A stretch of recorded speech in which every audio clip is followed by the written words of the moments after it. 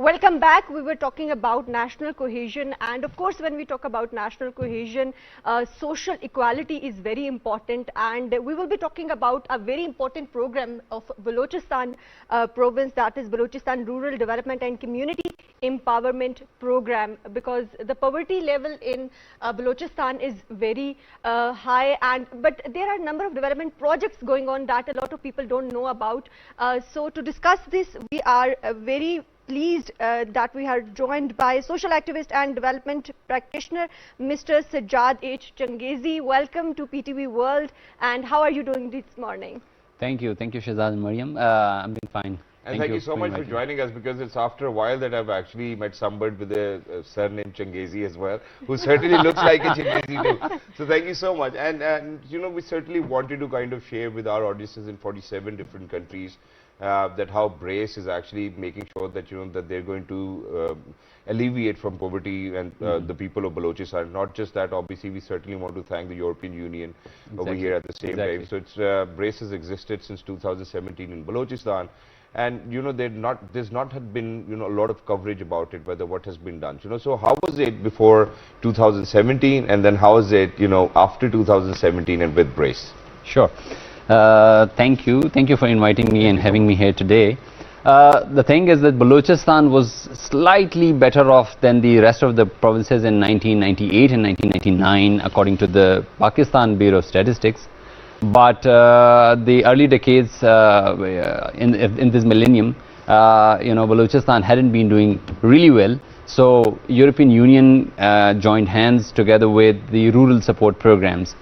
This is not only in Balochistan, of course. European Union has been partnering with the rural support programs elsewhere in Sindh and as well as in Khyber Pakhtunkhwa. Yep. In Khyber Pakhtunkhwa, we had an excellent program with the Sarhad Rural Support Program. It was called Peace Program. Similarly, in Sindh, it was Success Program, again Rural Support Programs Network, Sindh Rural Support Organization, National Rural Support Program, as well as Tardeep Rural Development Program. Of course. So all of these joined hands together to uplift the rural poor in Sindh, in Khyber Pakhtunkhwa, and then we brought those learnings together from Sindh and Khyber Pakhtunkhwa and tried to, you know, implement the best practices in Balochistan. Wow. The idea was that, you know, 1/3 of the rural districts would be covered by this program, BRACE program, through the generous support of the European Union, and then the remaining 2/3 of the province would be covered by the provincial government of Balochistan. Right. So that's the idea. So basically, BRACE program covers 10 districts of Balochistan at the moment. And what is the experience of the communities over there? And how do you overview the, you know, how do they see that how they are responding basically to this BRACE program? So the response has been amazing. We've seen you know, tremendous change in the attitudes, in the social attitudes in these districts. So some of the districts we're working, again, some of them are really difficult districts to work in because a lot of them are bordering with Afghanistan. The social attitudes, the influx of the refugees coming into Afghanistan, the social and administrative pressure on the institutions, Pakistani institutions, is huge. But despite all these challenges, we have done, I think, the credit goes to Balochistan Rural Support Program and the National Rural Support Program, right, who have been implementing this project in these communities. Women especially are inspiring. We come across inspiring women in these districts who are doing amazing job. They are taking over jobs of many men. Yeah, exactly. And you know, they certainly need to do that as well, and they certainly need the field. And not just that, I think that there was a need for people to understand whether what needs to be done as well, because, you know, if we today are not willing to make sure that we are going to be better tomorrow, unfortunately nobody can help us. So for people to understand, that was a better idea, and it's great how Balochistan is doing well now. But certainly when we are to talk about the rural development program and the 10 districts that, you know, BRACE is working on, what are those different facets of life that you're making sure that, you know, okay, we are going to give them vocational training, probably, you know, education, probably some machinery, you know, for them to do something of their own, cottage industry. So how does this BRACE program work, and how do you make sure that, you know, okay, now we're going to give them a sustainable development program with which they can certainly have a better life? Exactly. So The thing about BREEZE program is that this was very different from the conventional programs. Okay. And the thing is that this was not donor driven. Right. Actually, rural support programs sat together with the European Union, and European Union asked us to design a program according to our best practices of the 40 years since the Aga Khan Rural Support Program in Gilgit-Baltistan. So the thing is that this program targets poverty. We sit together after conducting a survey in the communities and identify which households are the poorest, and then we rank them according to their poverty level. Okay. So there are different packages in this program for different poor households. For example, the households which are ultra poor, poorest of the poor. So for them we provide income generating grants. Okay. These is Right. like emergency relief. Right. And then for the tier that's slightly above it, still poor but slightly above the ultra poor. So for the lowest segment, what you're doing is that you're giving them financial aid, right? Exactly. In cash and in kind. And this BRACE program will continue to give them that financial aid unless they're above that poverty level, right? Exactly. Okay, now the second tier. The second tier is, it's a revolutionary idea. We park millions of rupees with the people's own institutions at the Right. Union Council level. So we don't have funds. We take the funds from the European Union and we park it in their accounts. And then these institutions are supposed to revolve these funds without interest. Okay. So the first batch, of people who take out loans So it's Right. like in order loans to without increase their interest, income. right? So what are prerequisites to become part of this second tier system? To get the loans from those institutions where the money is already कहाँ से parked? guarantee Yeah, लेके so आनी? that question takes us back to the three-tier model that rural support programs work. Yeah. And again, this is based on the learning that we did, in 1982 from Gilgit-Baltistan. It started, and then it has traveled across Pakistan. Right now, this is the largest network of communities in Pakistan. So the idea is that we go to households, Okay. Right. because basically political leadership or administrative structure can never engage people or masses of Pakistan at each household or each individual level. So we go to individual and household level, and then we bring at the neighborhood level we establish community organization. Okay. And then with community organizations we pull out their representatives and build a village organization at the village level. And then again from the village level we federate. We facilitate federation of the village level organizations into union council level local support So organizations. the provincial government plays a role. Exactly. And then these local support organizations, they are basically people's own institutions, engaging with the government, interacting with the social, with the administrative and political pillar. They get their work done through their political leaders as well as, deputy commissioners and the government infrastructure there is. So the most amazing part is that, millions of rupees are parked with the union council level organizations. As I said, the revolutionary idea, they're course. revolving it again and again, and I'm really pleased to see, in some of the communities which we provided only 3 million rupees. Yep. Now when I visit those communities, I see, they have a portfolio of 3.5 million. Wow. So not only they have been revolving those funds, They are actually generating the they're revenue generating as more. well, Yeah, of course. And it's a great idea, because I still remember that, once my father told me that how important of a role charity does play. So what he used to do was he taught me once that, okay, that, that there's a certain amount of money which I'm going to give to somebody, let him or her open up a shop or whatever they want to do, and then they're supposed to give it back to me in a year's time. Exactly. And when they give it back to you, you give it back to somebody else, and then that's wonderful.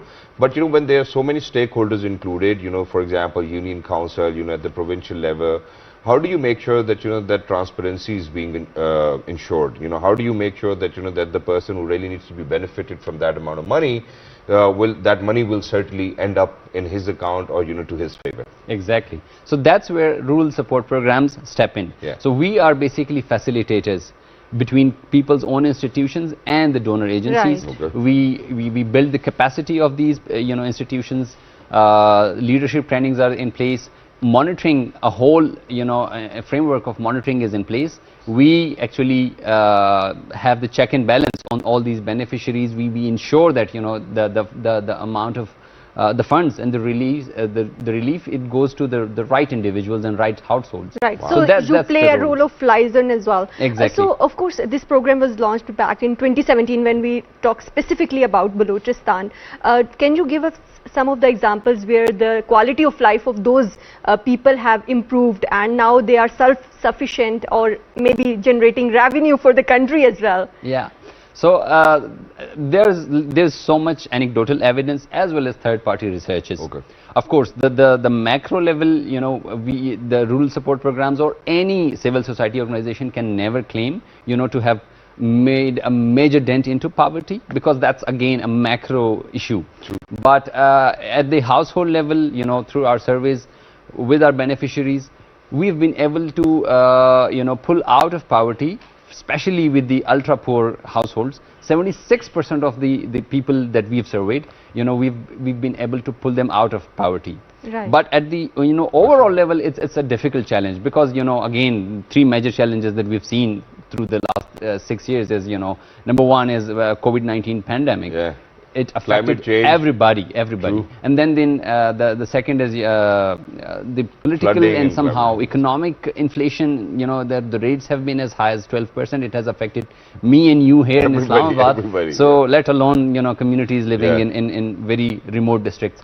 But also the third, like last year, late summer floods in yes. Balochistan. They have devastated communities. But in addition to that, there's one more point which I wanted to discuss, and so I might not be on the right path with this question, but this is something certainly which I would want to talk about. Now, what happens is that, you know, when we do see that, you know, that there are projects in 10 different districts of Balochistan, a lot of people who actually, you know, belong to from that halqa will politicize it as well for their interest. You know, obviously, Yes. they'll be like, okay, you know, we got this project over here and your vote bank certainly needs to be ours. What's your take on this? Is it really a political struggle over there for people to make sure that all of those people who represent them politically are the ones responsible for these projects to be over there? Or is it solely, would you say, you know, European Union?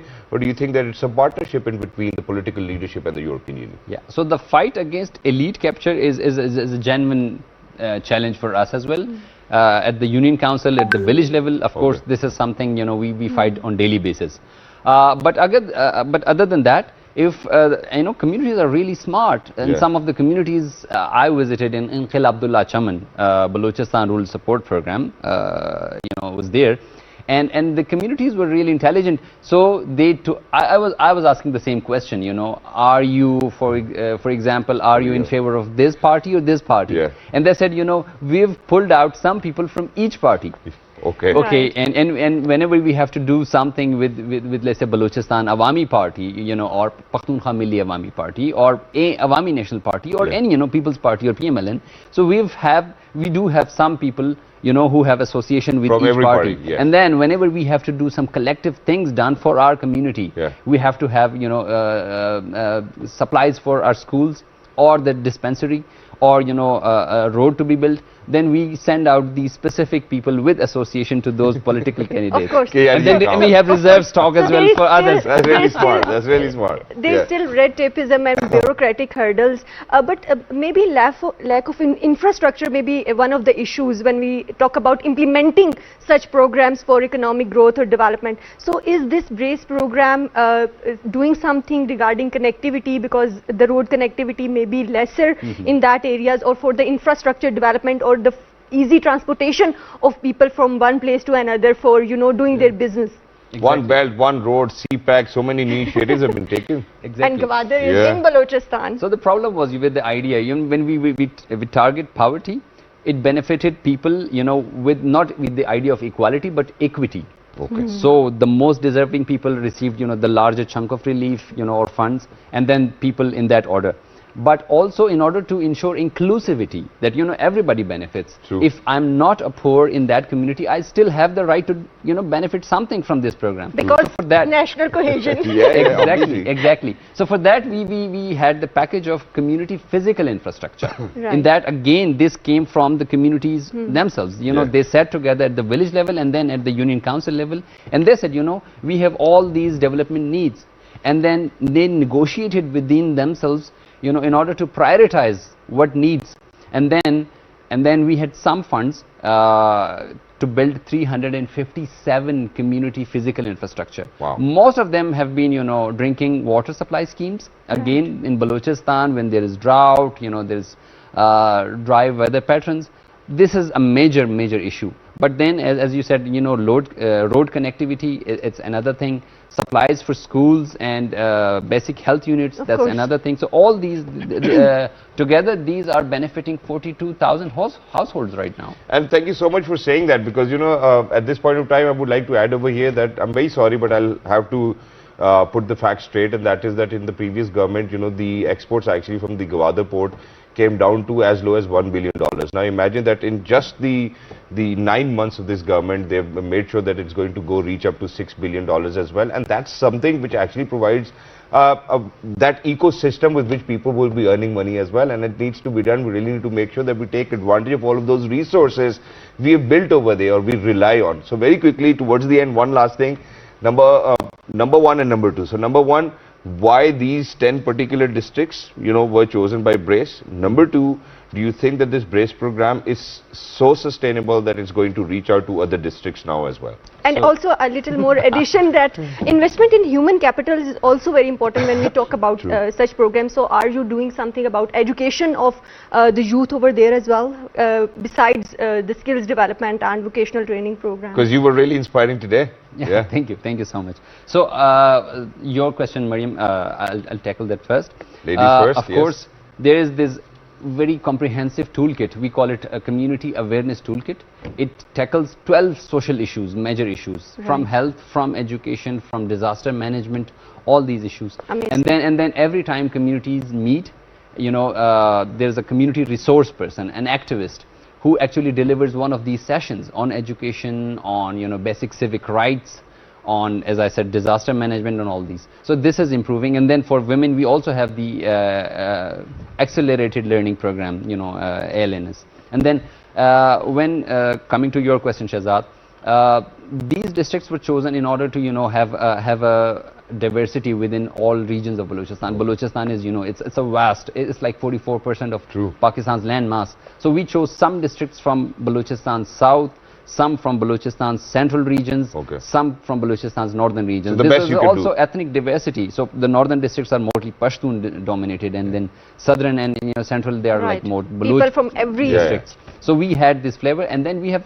had amazing experiences from these diverse, communities, diverse backgrounds, different thought processes. Yeah, exactly. Well, that's wonderful. Amazing. And then the last question, the sustainability thing. It's very, for me, I'm very glad to proclaim this, that Balochistan government has, recently promulgated community-led local governance policy, and they've also made amendments into their local government act since 2010. So the thing is, now communities' own institutions, people's own institutions, they can work with the local government there. Wow. And then also the local governments have been empowered to receive funds from donor agencies, and Balochistan government is actually advocating with the European Union and other donors to continue and that's this. wonderful. So thank you so much, Changezi Saab, for being with us. It was lovely to have you over here, Mr. Changezi, and we would certainly want you to come over again.